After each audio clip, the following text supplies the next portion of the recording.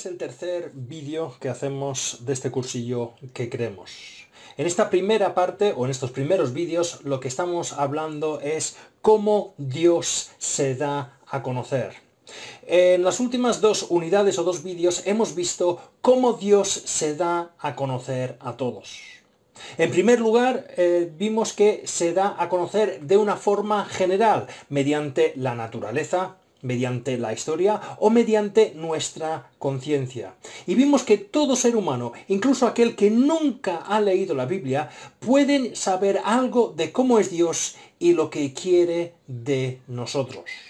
Pero también vimos que eso no era suficiente.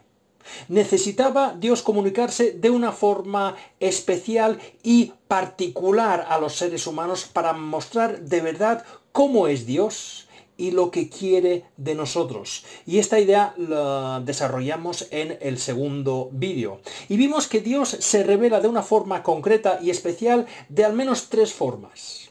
En primer lugar, vimos cómo al escoger el pueblo de Israel, la forma que cuidaba de ese pueblo pues mostraba, entre otras cosas, su poder, su amor, su rechazo, por ejemplo, a la injusticia. Pero vimos que Dios no solamente se comunicaba mediante sus obras, sino también se comunicaba hablando directamente a ciertas personas, por ejemplo a los profetas, para que escribieran sus palabras en la Biblia. Y por último vimos que Dios se revela a los seres humanos, muestra cómo es a los seres humanos, enviando a Jesús a la tierra. Jesús es Dios y cuando vemos cómo actúa Jesús, vemos o escuchamos las palabras de Jesús, conocemos cómo es Dios y lo que quiere de nosotros. Pero este último vídeo lo concluimos de la siguiente manera. Obviamente nosotros no estuvimos ahí en los momentos que Dios habló directamente a los escritores de la Biblia. Ni estuvimos ahí de una forma presente cuando habló Jesús. Tampoco vivimos esos momentos históricos que se relatan en la Biblia. Pero el mensaje de Dios, su comunicación, su revelación ha llegado a nosotros por la Biblia. Por eso, en los siguientes vídeos vamos a mirar la Biblia como un registro de esta revelación. Por eso los cristianos decimos que la Biblia es la forma que Dios tiene de comunicarse con nosotros. Y como es un tema muy importante, vamos a ver tres ideas en los siguientes tres vídeos. Vamos a ver la inspiración, vamos a ver la inerrancia y vamos a ver la autoridad de la Biblia. Y hoy vamos a comenzar con la inspiración de la Biblia, que como vamos a ver, habla mucho de la conservación de lo que Dios ha dicho a los seres humanos. Podemos decir que la Biblia es una colección de libros que recoge lo que Dios quiere decirnos, mediante esas tres cosas que vimos en la unidad anterior, mediante la historia, mediante las palabras que Él dictó a los profetas y mediante las palabras y la vida de Jesús. Pero muchas personas pueden hacerse la siguiente pregunta. Oye, ¿cómo sabemos que los escritores apuntaron bien la historia de Israel y entendieron bien lo que Dios les quería decir mediante esa historia? O podemos preguntarnos, oye, ¿cómo sabemos que cuando Dios habló a los profetas, ellos no se equivocaron al redactar esas palabras? O ¿cómo sabemos si los que escribieron el Nuevo Testamento, la segunda parte de la Biblia, recopilaron bien y entendieron bien la vida y las palabras de Jesús? Pues los cristianos creemos que podemos confiar en la Biblia porque creemos que ha sido inspirada. Y la inspiración para esta unidad significa que Dios se ha asegurado en todo momento, desde el momento que lo ha escrito y mediante su conservación, que lo que tenemos hoy en día en la Biblia es un fiel reflejo de lo que Él nos ha querido decir. La primera pregunta que nos hicimos el día que estábamos debatiendo este tema en el cursillo, y nos preguntábamos qué dice la Biblia acerca de la inspiración. Pues la primera cosa que vemos es que la Biblia deja claro que toda la Biblia está inspirada por Dios. Toda la Biblia es palabra de Dios. Miramos segunda de Timoteo, capítulo 3 y el versículo 16, donde dice: toda la escritura es inspirada por Dios y útil para enseñar, para reprender, para corregir y para instruir en justicia. Toda la Biblia es revelación de Dios y Dios lo ha inspirado. Se ha asegurado que los redactores lo redactaron bien y lo ha conservado para que nosotros recibamos lo que Él quiere decirnos. Volveremos a este tema un poquito más adelante en el vídeo. Pero la segunda cosa que vemos es que la Biblia es palabra de Dios, no es palabra de los hombres. No son pensamientos de seres humanos acerca de lo que ellos piensan que dice Dios. Vimos muchos versículos hablando de este tema. Segunda de Pedro, capítulo 1, los versículos del 20 al 21, Hechos 1 y el versículo 16, y también varios pasajes o versículos del Antiguo Testamento. Miqueas 4:4, Jeremías 30:4, Isaías 8:11, Amós 3:1 y el segundo libro de Samuel, capítulo 23 y el versículo 2. Y todos estos versículos dan la idea de que la palabra de Dios, la Biblia, no son unas opiniones humanas, sino son las palabras de Dios. Para resaltar este punto solo voy a leer uno de los pasajes, segunda de Pedro, capítulo 1 y los versículos del 20 al 21, leemos lo siguiente: ante todo, tened muy presente que ninguna profecía de la Escritura surge de la interpretación particular de nadie, porque la profecía no ha tenido su origen en la voluntad humana, sino que los profetas hablaron de parte de Dios, impulsados por el Espíritu Santo. Y los otros versículos que he puesto ahí dejan claro esta idea también. Así que la primera cosa que vimos es que toda la Biblia es inspirada por Dios y toda la Biblia es palabra de Dios. Y debemos tener esto en cuenta. Es muy importante, debemos hacer caso a todo lo que dice la Biblia. Y todo lo que dice la Biblia es palabra de Dios, no solamente las partes que nos gustan, sino quizás otras partes que chocan con nuestra cultura, con cómo vemos nosotros las cosas. Pues todo es palabra de Dios. Después de ver lo que decía el resto de la Biblia de sí misma, de la inspiración, comenzamos a debatir en los grupos ¿qué importancia le daba Jesús a lo que había sido escrito ya en su tiempo? Básicamente el Antiguo Testamento. Porque si nuestro ejemplo a seguir siempre es Jesús, deberíamos mirar qué importancia daba él al hecho de que la Biblia estuviese escrita, o parte de la Biblia estuviese escrita en su tiempo. Y llegamos a dos conclusiones. En primer lugar, vimos que le daba mucha importancia a la Biblia, a la palabra de Dios. La conocía bien y la usaba. Si vamos a Mateo capítulo 4, podríamos leer los 11 primeros versículos que relatan cómo Satanás tentó a Jesús. Pero por amor al tiempo solo voy a mirar los primeros 4 versículos, que dice así, Mateo 4:1.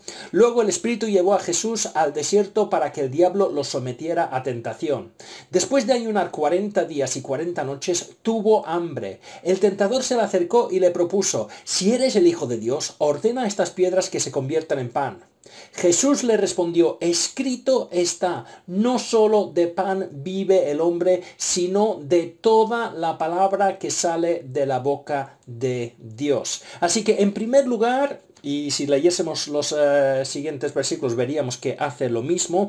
Cada vez que tiene un problema, una tentación de Satanás, en este pasaje vemos que responde usando la Biblia. Constantemente está diciendo, escrito está. Así que vemos que Jesús daba mucha importancia a la Biblia, al Antiguo Testamento en este caso, dejando claro que era una herramienta poderosa porque venía de Dios mismo para derrotar las tentaciones de Satanás. Así que es un ejemplo para nosotros. Hemos de conocer la Biblia y usarla bien, reconociendo, como hemos visto, que no son sencillamente palabras de hombres, sino que es palabra de Dios.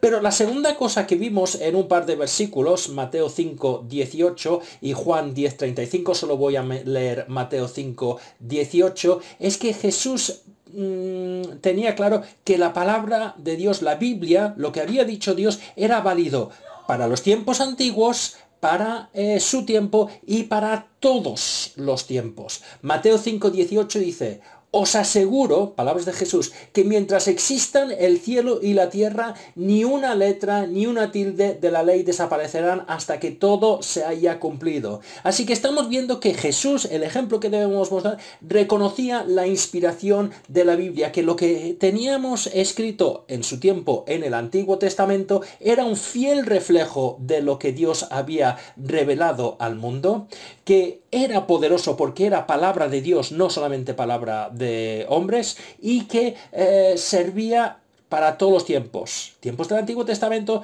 tiempos en el que estaba viviendo Jesús en ese momento y para nosotros hoy en día.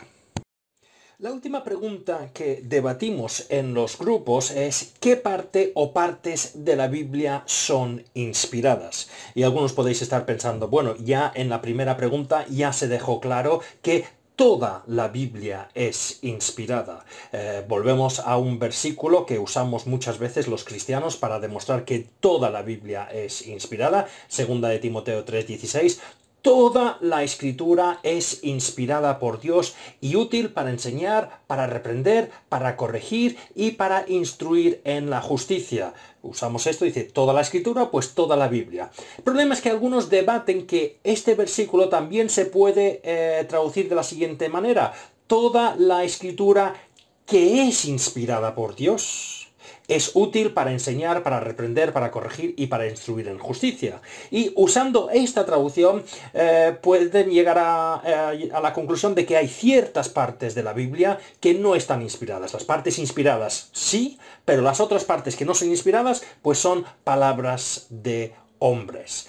El debate que tuvimos es, vamos a mirar en otras partes de la Biblia para encontrar apoyo al punto de vista que toda la Biblia, todo lo que tenemos en la Biblia es inspirada por Dios y refleja fielmente lo que Dios ha querido comunicarnos. Pues en primer lugar miramos el Antiguo Testamento y si podíamos definir todo el Antiguo Testamento como inspirada por Dios, como un fiel reflejo de su palabra para con nosotros. Y comenzamos con dos versículos. En primer lugar, fuimos a Segunda de Pedro, capítulo 1, y los versículos del 19 al 21, que leemos lo siguiente. Esto ha venido a confirmarnos la palabra de los profetas, a la cual vosotros hacéis bien en prestar atención, como una lámpara que brilla en un lugar oscuro hasta que despunte el día y salga el lucero de la mañana en sus corazones. Ante todo, tened muy presente que ninguna profecía de la Escritura surge de la interpretación particular de nadie, porque la profecía no ha tenido su origen en la voluntad humana, sino que los profetas hablaron de parte de Dios impulsados por el Espíritu Santo. Así que aquí, por la palabra de Pedro, vemos que claramente se consideraba los profetas, la profecía, como un fiel reflejo de la revelación de Dios a nosotros. La profecía es inspirada. Entonces también miramos Juan capítulo 10 y los versículos del 34 al 35, palabras de Jesús, y dice, ¿y acaso respondió Jesús, no está escrito en vuestra ley, yo he dicho que sois dioses? Si Dios llamó dioses a aquellos a quienes vino la palabra, y la escritura no puede ser quebrantada. Y ahí vemos claramente que Jesús hace referencia a la ley y deja claro que también es inspirada, no puede ser quebrantada. Claro, esto nos lleva a un problema. Si miramos los versículos de arriba, pues llegamos a la conclusión de que las únicas partes del Antiguo Testamento que podemos decir que son inspiradas, que son palabra de Dios o un fiel reflejo de la palabra de Dios, es la ley. Jesús menciona la ley, y la ley son los primeros 5 libros de la Biblia, Génesis a Deuteronomio, y la profecía, o sea, cuando Dios habla directamente mediante un profeta. Pero hemos dicho que Dios se ha revelado en la Biblia en sus relaciones y cómo obraba con su pueblo. ¿Qué pasa con esos libros o partes de libros de la Biblia que más bien relatan la historia? Por ejemplo, tenemos el libro de los Reyes, que es un libro histórico que nos muestra cómo vivieron los diferentes reyes de Israel. También podemos decir lo mismo con la poesía. ¿Qué pasa con el libro de los Salmos, que es un libro de poesía? También es palabra de Dios, porque como hemos visto aquí en los versículos que hemos leído, habla de profecía y ley. No habla de las partes de historia del Antiguo Testamento ni de las poesías. ¿Cómo debemos entender esto? Pues para contestar esta duda fuimos a Lucas capítulo 24 y los versículos del 44 al 45, que son palabras de Jesús. Hablando con algunos de sus discípulos, dijo lo siguiente: cuando todavía estaba yo con vosotros, os decía que tenía que cumplirse todo lo que está escrito acerca de mí en la ley de Moisés, en los profetas y en los salmos. Entonces les abrió el entendimiento para que comprendieran las escrituras. Ahí Jesús está explicando que su muerte y resurrección son el cumplimiento de todo lo que estaba en el Antiguo Testamento, comenzando con la ley de Moisés, los primeros 5 libros de la Biblia, los profetas y los salmos. Esto abarca todo lo que es el Antiguo Testamento. También, y no lo vamos a mirar ahora, lo podéis ver en vuestras casas, pero también vimos que muchas veces cuando se habla de ley o profecía en el Nuevo Testamento, se está refiriendo a partes de la Biblia que nosotros, nuestra división moderna, son partes que realmente no son ley ni profecía. Por ejemplo, en Juan 10:34, que lo hemos leído, Jesús ahí menciona la ley, pero cita un salmo, el Salmo 82 y el versículo 6. Juan 15:25, Jesús nuevamente en ese versículo habla de la ley, pero está citando los salmos. Primera de Corintios capítulo 14 y el versículo 21, Pablo habla de la ley, pero está citando a un profeta, a Isaías. Y también si vamos a Gálatas capítulo 4 y los versículos del 21 al 22, Pablo habla de la ley, pero no está hablando específicamente de la ley dada por Dios, sino está hablando de una parte histórica de la ley. Está hablando de Génesis 15:15 y Génesis 21:9. Así que llegamos a la conclusión que ley, salmos y profecía hacían referencia a cualquier parte del Antiguo Testamento. Por eso podemos concluir que todo el Antiguo Testamento es inspirado. Después de concluir que el Antiguo Testamento es esa palabra inspirada por Dios, nos preguntamos ahora, ¿y qué pasa con el Nuevo Testamento? Hay pruebas para decir que los libros que los cristianos aceptamos en el Nuevo Testamento también son inspirados igual que el Antiguo Testamento. Pues sí, vemos que hay versículos que demuestran esta realidad. Si vamos a 2 de Pedro, capítulo 3 y el versículo 16, leemos lo siguiente. Pedro, hablando de Pablo y de las cartas que ha escrito Pablo, dice lo siguiente: en todas sus cartas, las cartas de Pablo, se refiere a estos mismos temas. Hay en ellos algunos puntos difíciles de entender que los ignorantes e inconstantes tergiversan, como lo hacen también con las demás escrituras para su propia perdición. Entonces vemos que Pedro ve que los escritos de Pablo tienen el mismo valor que el resto de las escrituras, que obviamente incluiría el Antiguo Testamento, que ya hemos dicho que es inspirado. También miramos primera de Juan capítulo 4 y el versículo 6. Dice, nosotros somos de Dios y todo el que conoce a Dios nos escucha, pero el que no es de Dios no nos escucha. Así distinguimos entre el espíritu de la verdad y el espíritu del engaño. Juan aquí está diciendo que el que rechaza las enseñanzas de los apóstoles, pues están rechazando a Dios. Si no nos escuchas a nosotros, pues no estás escuchando a Dios, porque nosotros venimos de Dios o venimos de parte de Dios. También Pablo, hablando en una carta, en la primera carta de los Tesalonicenses, capítulo 2 y el versículo 13, dice así de su predicación, así que no dejamos de dar gracias a Dios porque al oír vosotros la palabra de Dios que os predicamos, la aceptasteis no como palabra humana, sino como lo que es realmente palabra de Dios, la cual actúa en vosotros. Y por último, la última prueba que miramos para ver que los libros del Nuevo Testamento pues también son inspirados es, miramos unos versículos del Apocalipsis que son muy similares a unos versículos que encontramos en el Antiguo Testamento. Apocalipsis capítulo 22 y los versículos del 18 al 19, al concluir toda la profecía de Apocalipsis, el escritor dice lo siguiente, a todos el que escuche las palabras del mensaje profético de este libro les advierto esto, si alguno añade algo, Dios le añadirá a él las plagas descritas en este libro, y si alguno quita palabras de este libro de profecía, Dios le quitará su parte del árbol de la vida y de la ciudad santa descritos en este libro.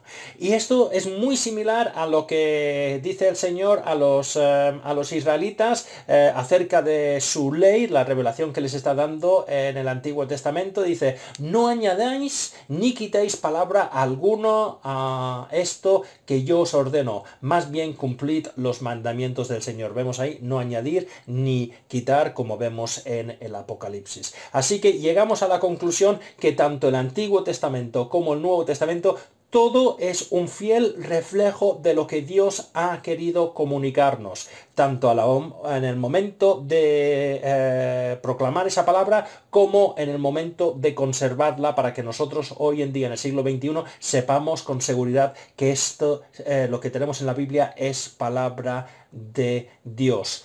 Toda la Biblia es inspirada por Dios y la Biblia lo deja claro.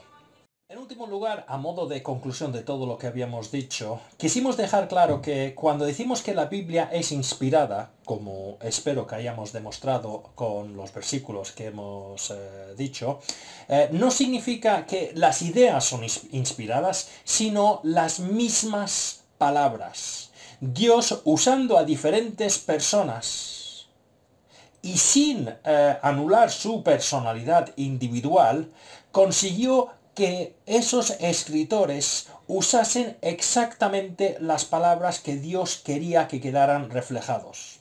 Y esto lo vemos en dos ejemplos. Por ejemplo, vamos a ir a Mateo capítulo 22 y el versículo 32.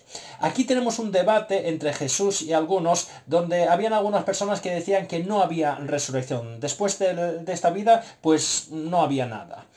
Y Jesús en el versículo 32 de Mateo 22 dice lo siguiente, yo soy el Dios de Abraham, de Isaac y de Jacob. Él no es Dios de muertos, sino de vivos. Para rebatir esa idea de que no hay vida después de la muerte, Jesús está citando un versículo que tenemos en Éxodo capítulo 3 y el versículo 6, que dice, yo soy el Dios de Abraham, de Isaac y de Jacob. Y la base del argumento es que Dios se presenta en ese versículo en el presente. Yo soy, no yo fui. Y como Abraham, Isaac y Jacob habrán muerto, ya no soy su Dios. No, yo sigo siendo su Dios porque ellos siguen estando vivos. Así que vemos que las mismas palabras que está usando el escritor de Éxodo son palabras exactas que Dios quiere que se utilice ese yo soy para demostrar una verdad, que Dios es un Dios de vivos y no de muertos. Y vemos algo similar en Gálatas capítulo 3 y el versículo 16, que dice así: ahora bien, las promesas se le hicieron a Abraham y a su descendencia.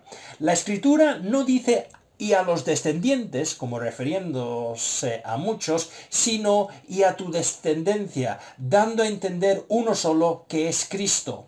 El apóstol aquí está haciendo referencia a ciertos versículos que tenemos en Génesis y deja claro que esos versículos se están refiriendo a Jesús porque no habla de todos los descendientes de Abraham, sino su descendencia, una persona, y se está refiriendo a Cristo. Así que estas dos ideas, si podríamos entrar en más, dejan claro que Dios no solamente inspiró las ideas, sino hasta las mismas palabras que tenemos en la Biblia.